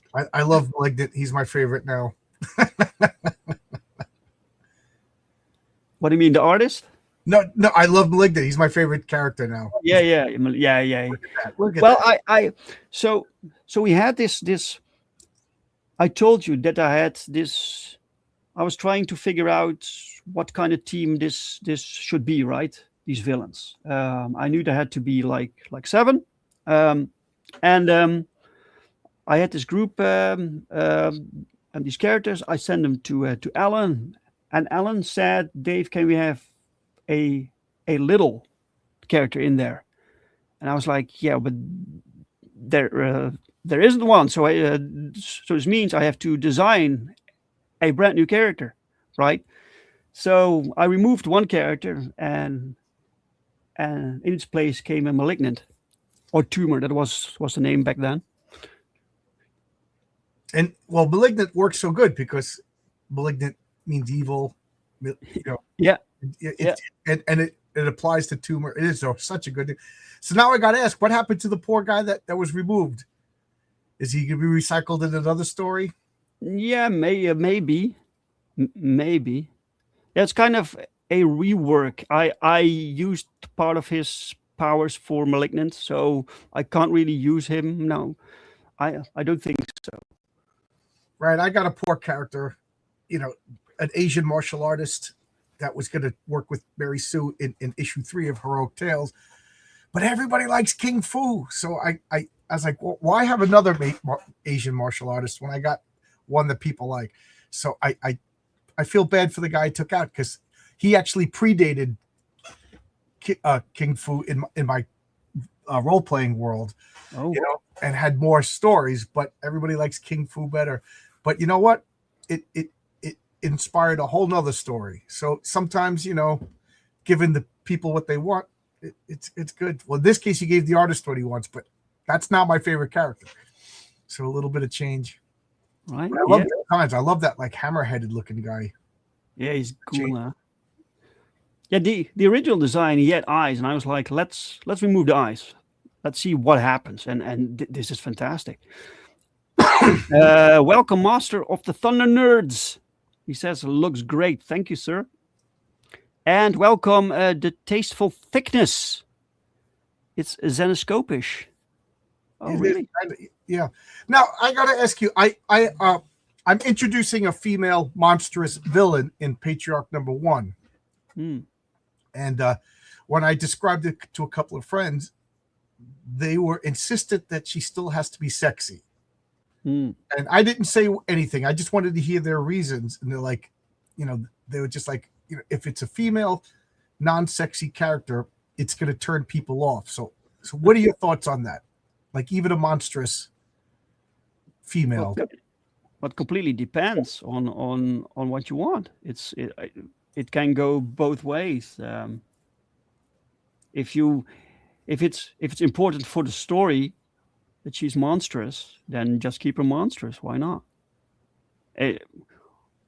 We all love to see sexy characters, but if it's not really, if it's better, if it makes more sense for the character to be like hideous or monstrous, then then you do that. But because it's more acceptable. I mean, look at Malignant. Malignant is male. It's or maybe whatever, but like, and then that hammer-headed guy. But then you do have a monstrous female back there with the hand upraised. So yeah. So I don't know, but nobody's gonna argue. Scorn right there. That's a sexy lady. She's a sexy. Yeah. Well, I needed one babe in this team, right? That I knew, but I didn't know which one or which power set. So that developed later on. But the whip part, it made kind of sense. It gives her this dominant streak, so it kind of worked out, But I think with a team you can do that. But if you have one character in your situation, you have to go what the character requires, right? Right. So you're sharing something now? Yeah, this is the character. So this is can I make her bigger? Yeah. So this is the character that it's going to debut in Patriarch number 1. She's one of a few villains. And she's the daughter of Anubis. So she's this like she uses military weapons, and she has heightened. So she's like part Doberman, part part human, and she goes. That's not a mask. That's actual face. It's her actual face, but she has jewelry adorning it. So she's a daughter of it. So I'm just curious, what do you think her name would be? Oh, it's based on Anubis. Right. I don't know. Wait. Her name is Queen Bitch. I would have never guessed that. Right, queen and then bitch, because bitch means female dog. So right, and she's nasty, inspired by the David Bowie song. You guys don't know it yet, but there's like some David Bowie themes going through Patreon. But it was funny because everybody's like, she's got to be sexy. I don't know. Her body is nice, but her face is. But if you make her sexy, so you give her a beautiful female face, then the name doesn't work no more. Right. So I sent Renzo a really poorly done sketch that someday I would have Queen Bitch. But then she's Queen Bitch. All right. Original name. Yeah. Absolutely original name. Exacten says Anubabe. That's a good one. Great legs. It's a shame about her face. I like that. Great comment. John, every time I look at that spread, I always fixate upon Ten's butt. Hey, artist hypnosis. Hey, the male gaze sells comics, man. What do you want me to say? Sure. Yes. Zach 10 says Lucky Cricket could perhaps be a mentor figure down the line. Oh, he was listening. Lucky Cricket was the name of the Asian character, the Asian martial artist. Right. And I've had him in my role-playing game for like 20 years. And, he's this Chinese guy, and he uses a cricket style of fighting. And in China, crickets are lucky. So he's Lucky Cricket, and he uses martial art. But he has this passive ability where good luck, he has like a good luck field around him. Right. So like the bad guys will trip and fall, or he'll like hit the ground and put his hand out, and then like he'll find the weapon he needs, things like that. But then with Mary Sue's probability altering powers, they kind of overlap a little bit. And then people like King Fu, like why'd you have two Asian characters? It would be like having two Human Torch type characters. I got Fireman and Flame Guy. You know what I mean? Why do you have both? They serve the same purpose. Yeah. That's it. Yeah, I'm very sensitive to that also. I don't want like overlapping powers in my universe. There are plenty of powers. Some powers are like common, like super strength, right, or flight, but other powers should be unique. Like the Legion of Superheroes, everybody's got to have one unique power to join the team. Yeah. Let's see. Never give into a mob when you're an artist. If she is a witch-like character, then she can be ugly. But if she's a monster, she can be monster cute. I agree with that. I have a story with the witch coming up, and I have an ugly witch story, and then later on, I actually have a sexy witch story. So I got both flavors of witches was covered. But the ugly witch story, there's a couple other hot chicks. So yeah. You can totally be sexy and still monstrous. Look at Ray Ripley from wrestling. She is huge, ripped, but powerful and still kind of sexy. I'm not familiar with wrestling. That's a American thing. Oh, really? That's not famous over there in Europe? No, not at all. Is there anything like it in Europe? No. Well, in Europe maybe, but in the Netherlands, no. Wrestling is not really a national thing here, a cultural thing. I guess Anubabe. Yeah, that was for my character. All right, Anubabe. Yeah. Right. Great. Yeah, excellent. So lovely splash page here. Oh, look at that guy! I didn't see that guy up at the top. This guy. The cape like wings. I didn't see that. That is awesome. Yeah, you also need to when you have this team, you also need to at least have one character who can fly. Yeah, You know, it's that is great. Yeah, you got Yeah. a couple of monsters, couple of humans. That is great. yeah. These layouts really cool. Look at 10 there. Yeah, Ten got a new design also because she's basically now part of this team, right? So in the Perfect 10 series, her costume got completely like ripped. Plus, it was the costume of her former life. And she's still packing 45s. Yes, yes. I love the way that Alan draws the museum guide, given this characteristic look. Yeah, that the face on the right, that is a great. Yeah. That's great, man. He's really good at giving character this distinctive looks. Yeah, and the acting, like, you know, he doesn't just have a stoic face. He's shocked at what's going on. Yeah, man. And Ted looks determined and angry. Yeah, 10 is badass. I love this character so much. You know, sometimes you have like you write like you start writing, you're like, I love this character so much. You know that you actually like. That really helps you when you write something and you really care about these characters, that they bring forth these stories because you know these characters. You know, I love that. So here you have a layout from Alan, but Alan also sometimes delivers me pages without any layout beforehand. So just get it done, which is which sometimes works, sometimes doesn't. Cleavage is costume, cooling, ventilation. Yes. Strength and durability are common complementary powers that do not overshadow the main powers unless extreme. Right. Like if you got two strong guys on a team, you could have like a Colossus type armored guy, and then you could have like a Rage Hulk guy, you know what I mean? Even though they basically they fill the same niche, the way you know their motif is so different that you could do it. You know, you like look at the X-Men. You really have, you know, Cyclops and Storm are basically energy projectors. You know, like Cyclops, long range firing and a long range energy projection beam, and Storm, well, she can fly.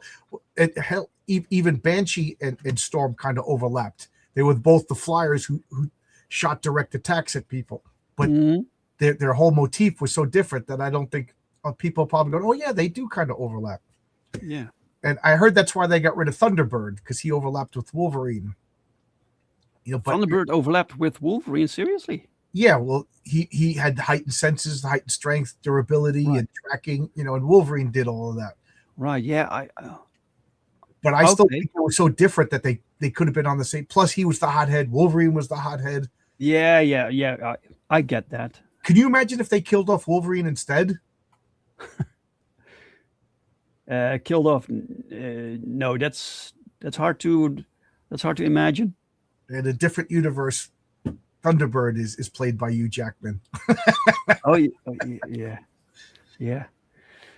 But even when you have like characters who have strength is their main, so every team often has one powerhouse. But even then, you have to find something that makes them distinct. So the reason they are strong, for instance, you have like with X-Men, you have this guy, strong guy, and that's explained that he absorbs kinetic energy, and that makes him strong, right?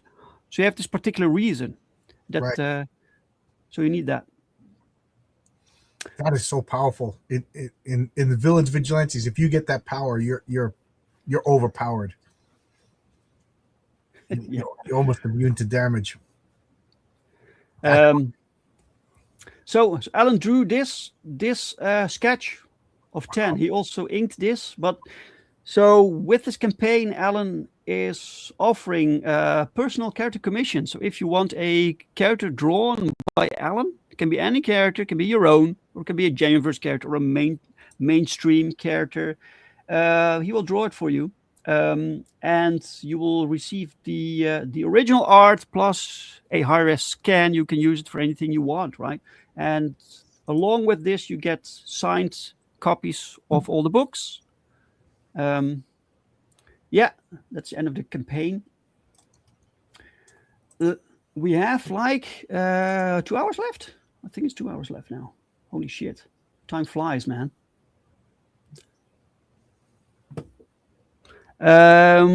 Second description goes for Jubilee as well. He's answering John Douglas. He says, Storm and Banshee are easy to tell apart. One is a walking act of God. The other is an HOA violation after 9 p.m. And then it says, same for Jubilee as well. Do you know what an HOA is? No. It's a home ownership or association. It's basically a little civilian government that a neighborhood makes up, and they just pester everybody. I will not move to a neighborhood where the lady next door has authority over my house. Like, Right. Wow. Usually, like one of the HOA authorities ordinances is no loud noises after 9 p.m. Which I agree with, but I don't. You can have a party once a year.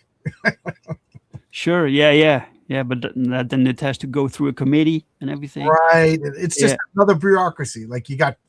I don't know how the government works by you, but we got the federal government, then we have state governments, then we have county ordinances, and now we're gonna have a little neighborhood government. Little old retired people who drive around and have nothing better to do than get in your business. Yeah, man. Yeah. Well, the same mentality do many people have who go into politics. Right. They just want to just busybodies. People who go into politics, I just feel like they just have a desire to control other people's lives. Yeah. Welcome, Bad Sauce. Welcome. I gotta ask you a question because I don't want to spoil anything. But do you ever see a superhero or a character, and you're like, I kind of want this in my world? So you come up with like a spin-off of it, or an homage to it, like. Obviously the patriarch is inspired by Superman, but I think he's different enough that you could argue that it's not Superman. But have you ever seen like my Raven character is my take on Batman? Have you ever just said, I want a Captain Marvel, or I want a Human Torch, or I want to Reed Richards or a Spider-Man in my world, and then build a character from that? Or do you? Well, it's more like particular powers, and I'm like, I want this power in my world, so I built a character around that. These are often powers we see from the mainstream books, plus combined with brand new powers that I come up with, so you get a new dynamic. So it's mostly like tropes or archetypes that I want in, like the patriotic characters. So yeah, there are like similarities probably, but it's kind of because you work within the genre, right? But I don't think I have. Oh yeah, there is one. There is. We have this. Well, she hasn't appeared yet in a comic, but we have a She-Hulk like character. I wanted that because I didn't really like what they did with the She-Hulk. It was around the time that they made her really like muscular and stupid. She was like they the took Hulk. away her beauty. Yeah. Yeah, she was like what was the point? She was kind of the second Hulk now, So, and I created this character called Glorious, and she is our version of the She-Hulk, but I haven't been able to use her yet in a story. Yeah, because the reason why I thought of this is I kind of like Jubilee from the X-Men. She gets a lot of hate, but I think her power is kind of interesting. Yeah. So I'm in that story where there's 100 people fighting. I'm gonna throw in a bunch of characters that who knows, but I will have my Jubilee, homage character. And I want to do Butch. Yeah, that's a good name for a She-Hulk character. Just call her Butch. Butch.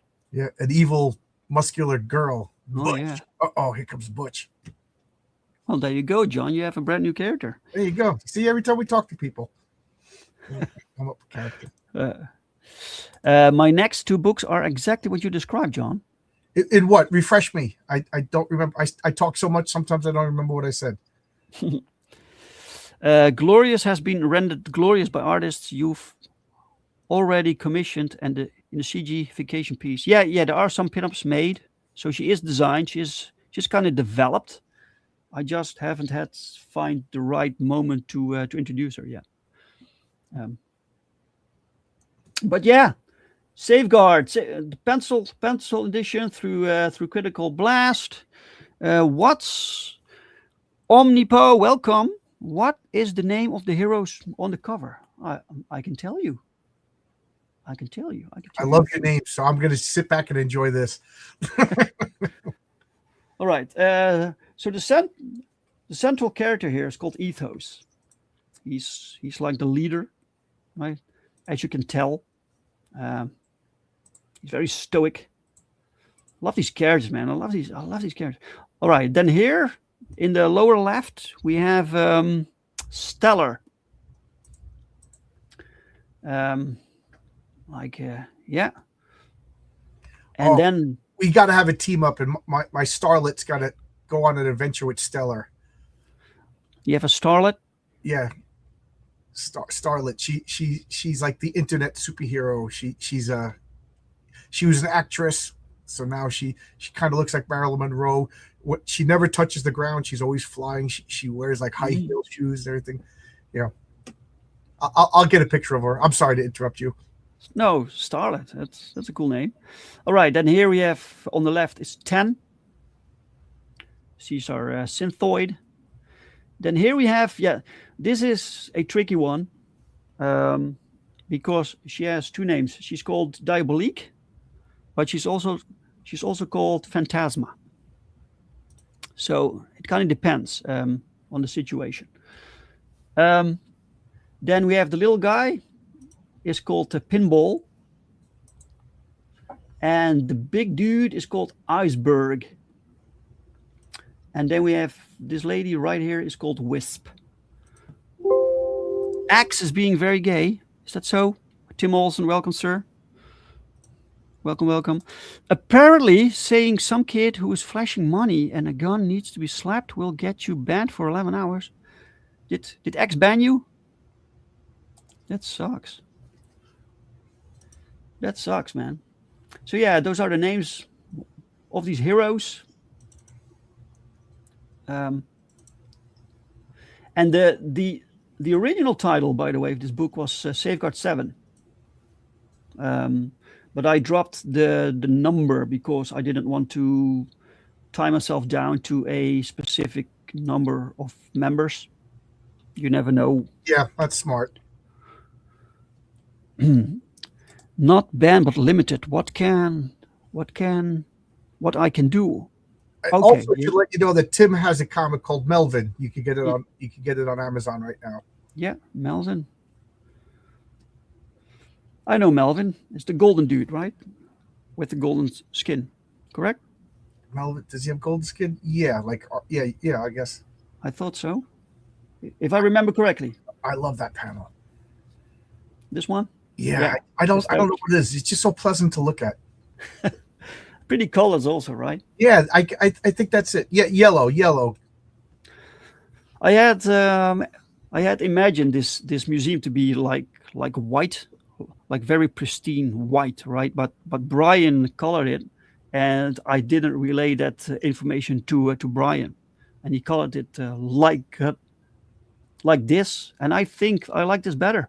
Yeah, I think white would have been too stark. Yeah.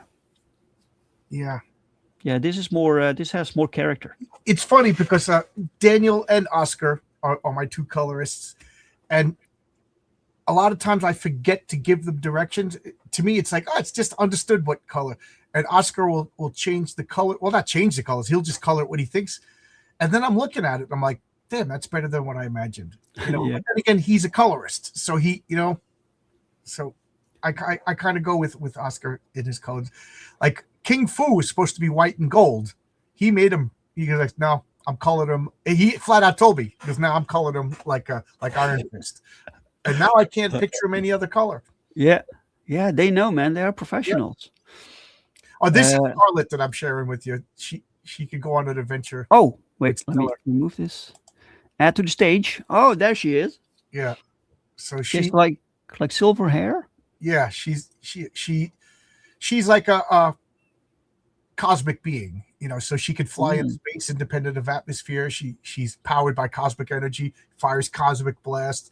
She has like a cosmic sense, so she could track through space, you know.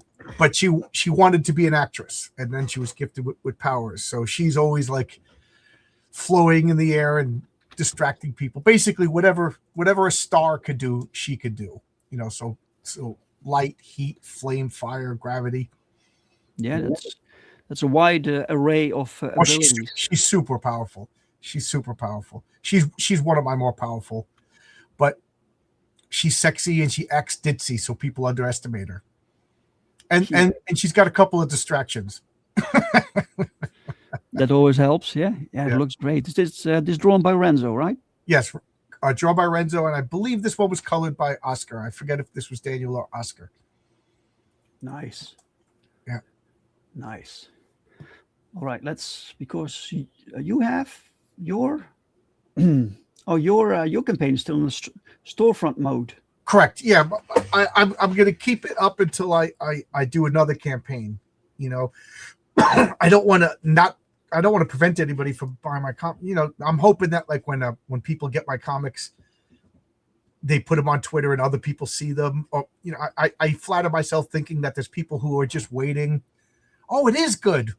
And I know you probably heard this too, but I've heard many times, so many times that it upsets me, but I understand that they don't want to back my stuff until it actually comes out because they don't trust crowdfunding because certain people have ruined their faith in crowdfunding. So, you know, now that they're seeing it, a couple of people are like, okay, I'm going to buy it now. It actually exists, Mm-hmm. you know, so I don't want to shut down my store for people like that. You know? No, this is wise. This is good to do. I understand it too. I understand. That panel reminds me of childhood Saturday mornings. I don't really know which panel, but I cool. think we were talking about the library. The museum. Yeah. Diabolique. Yeah, she reminds me of a tiefling from D&D too. I never really. I don't know much about D&D apart from surface level. Yeah, they're a race of part demons. So like, okay, so right. they look like Diabolique, you know. Okay. Dave, have you been watching the Critical Role shows? The Mighty Nine is very good. I don't know the Mighty Nine, but I do know Critical Role. I watched some of their plays on YouTube, which is interesting to see. So this is Heroic Tales 2, which is now on FundMyComic, so people can also check this out. Yeah, and it'll ship this week. It'll ship this week. That's crazy. Yeah. Introduction. So what can you tell us about Heroic Tales for people who don't know it yet? It's 40 pages. It's 2 complete stories and then a couple of bonus material, letters page, and issue 2 is the Patriarch. The Patriarch goes to rescue an abducted child into this what lies beneath Science City, and deals with the subterranean. I mean, I wear my homages on my sleeve. You could see the subterranean he's kind of like the Mole Man meets the Hulk. Yeah. With some extra chemical weapons on the side. And I don't want to spoil it, but it's 22 pages of him dealing with the underworld, the politics of the underworld. I love the design of this dude, this villain. Yeah, I love that. I love that villain. I was, you know, he's got mushroom plates growing all over him. Yeah. The Patriarch hits him, they break, and he starts to hallucinate. And then there's Mary Sue. Mary Sue, I wanted to make. It was kind of a response to the Scarlet Witch. I love the character of the Scarlet Witch, but now that she's in the movies and everybody in the world knows the Scarlet Witch, and they're telling me, who's been following the Scarlet Witch literally since her debut, of how her powers work.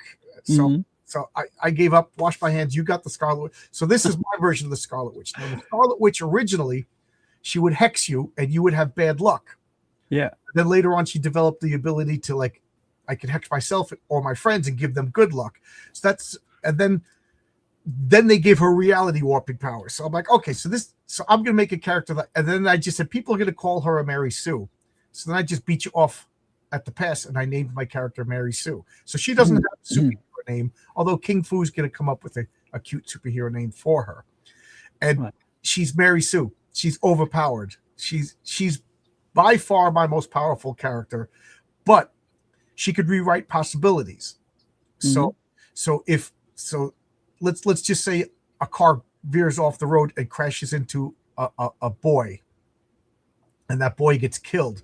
She could redo time so that car, but what if that car goes the other way and then it kills a man instead of that boy? So she's just like, do I have the right to pick and choose who lives? And she's a very religious Catholic girl. So she doesn't like the idea of playing God. Like, you know what I mean? So like, okay, so she uses her ability and something else, and then the driver of the car gets propelled. You know what I mean? Like, and then so she's just like, I'm going to pick who's dying. I don't want to do. So she's reluctant to use her powers. And then the farther back she changes the probabilities, she could change the present. So she could really, really mess things up. So she doesn't want to use her powers. And this is her origin. She does something in this origin. People are starting to read it now. I hope they understand what she did. I'm wondering if and then issue 3 is dealing with the consequences of what she did. And I'm being very squirrely on purpose. So Dave, I'm mailing your comic tomorrow. I would really like it if you told me what you think happened. I'm so nervous that my parents said I did a good job, but he's a professional writer. So, you know what I mean? But so I just hope people, because I was really nervous about the suit and people seem to understand what happened in that story in issue number 1. So anyway, 2 complete stories. That's going to be my model. I'm not monthly, so I feel it's not correct to make people wait 6, 7, 8 months, 5 years in between issues. You're going to get a satisfying beginning, middle, conclusion in every story. Even though issue 3 continues Mary Sue's story, that's a complete story in itself. This is a complete story in itself. But like old comics used to do, they build on each other. But if you miss an issue, which I hope you don't, please don't miss an issue, you could still figure out what's going on. So there you go. That's my pitch. The origin of Mary Sue. Cool. And Patriarch. Now, my next campaign is going to be Patriarch number 1. It's about time I told his origin. I haven't told his origin yet. These are the variant. Oh, and why are they twisted like that? Because it's a flip book.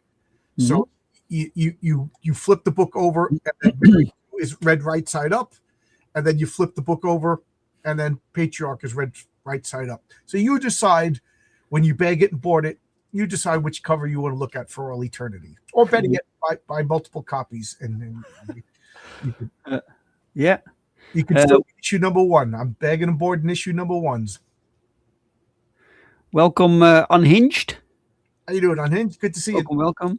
Mike says, and of course you've seen the first Hollywood D&D movie, Dave, with Jeremy Irons losing nearly all of his self-control. Yes, Jeremy Irons was fantastic. But this was one of 2 movies that we ever walked out of the theater from. Yeah, it was terrible. And the other movie was Hardcore Henry.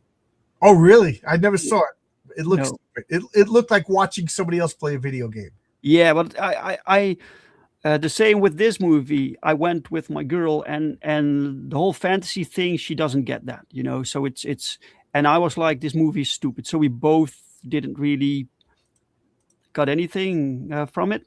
And the second movie, Hardcore Henry, it was like a trip. It was non-stop, continuous. It was too much. It was, so we had to like disengage from the movie.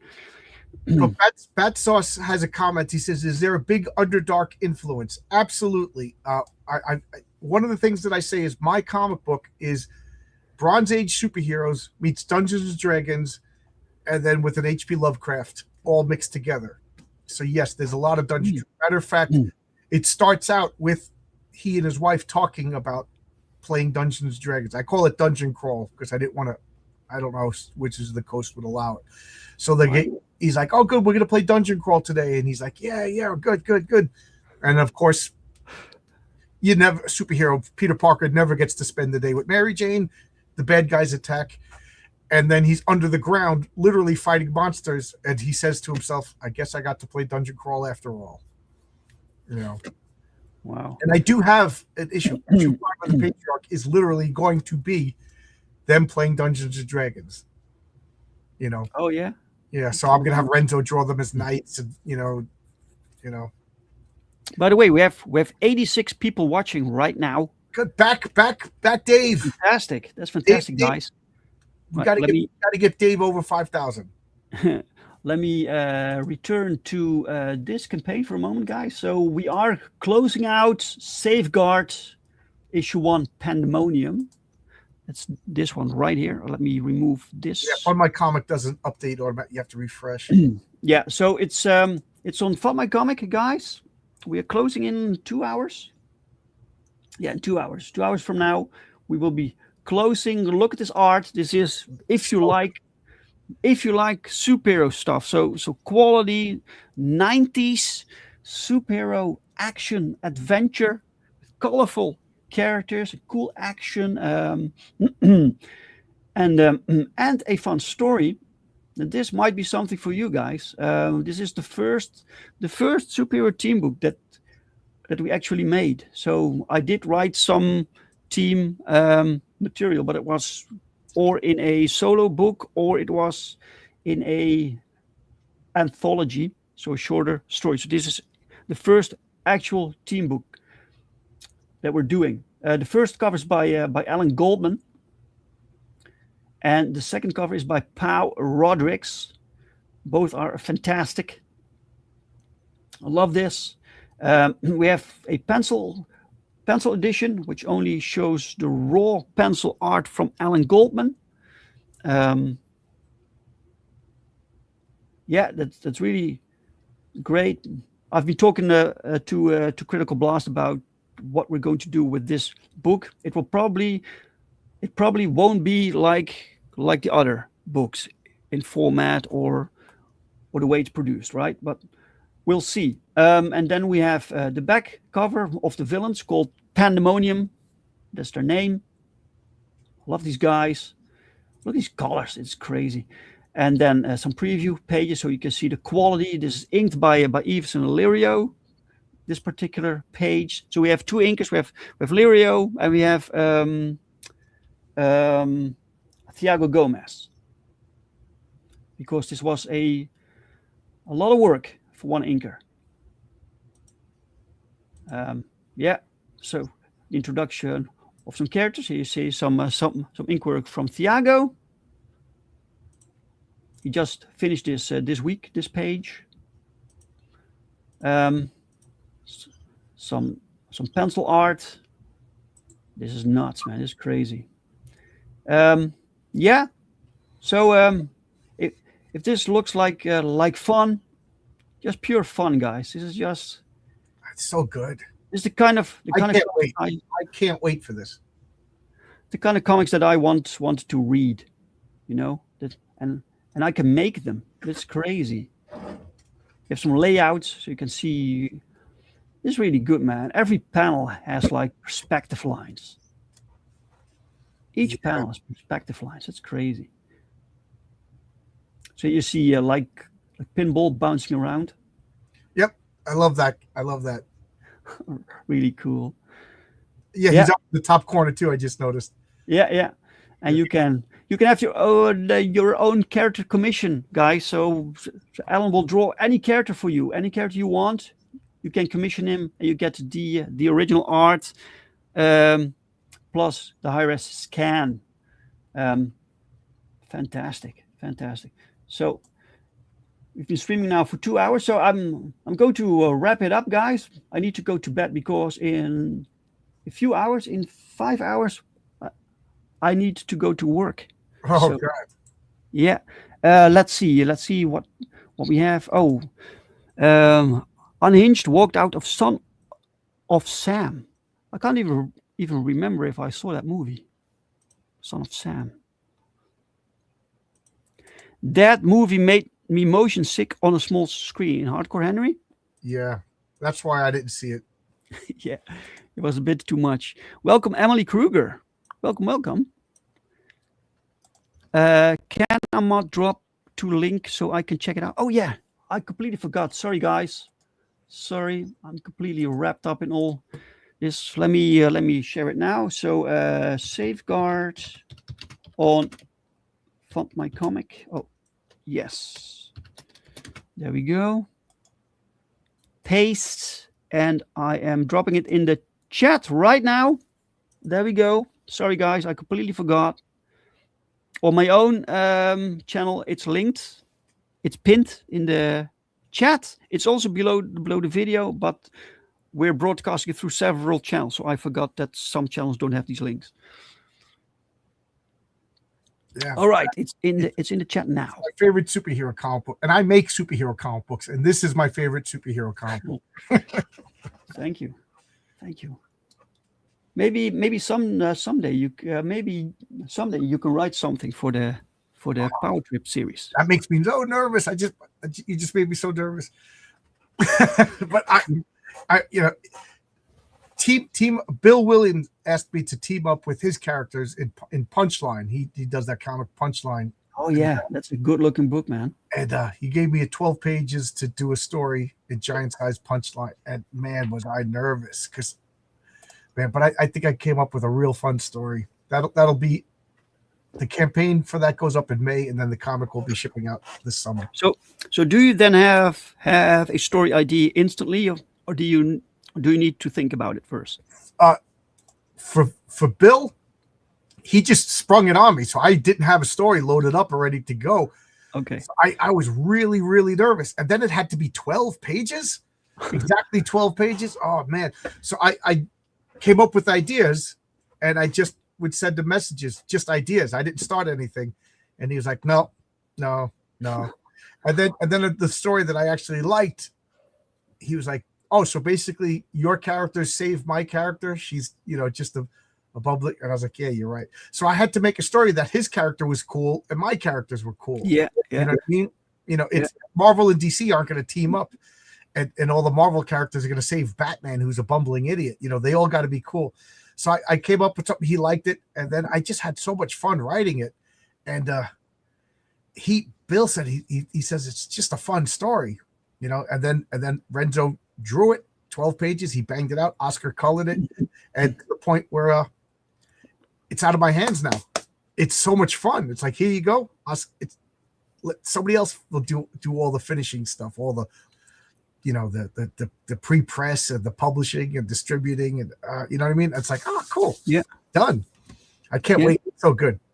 It's all your experience with writing for your board game, right? For your tabletop. This story, no, this I just made up. It's no, but I mean the craft of writing. So I've been role playing since I was always writing stories. You know what I mean? So kind of like when you're role playing a game, you got to think on your feet. You know what I mean? So I just came up with an idea, and then spun it out.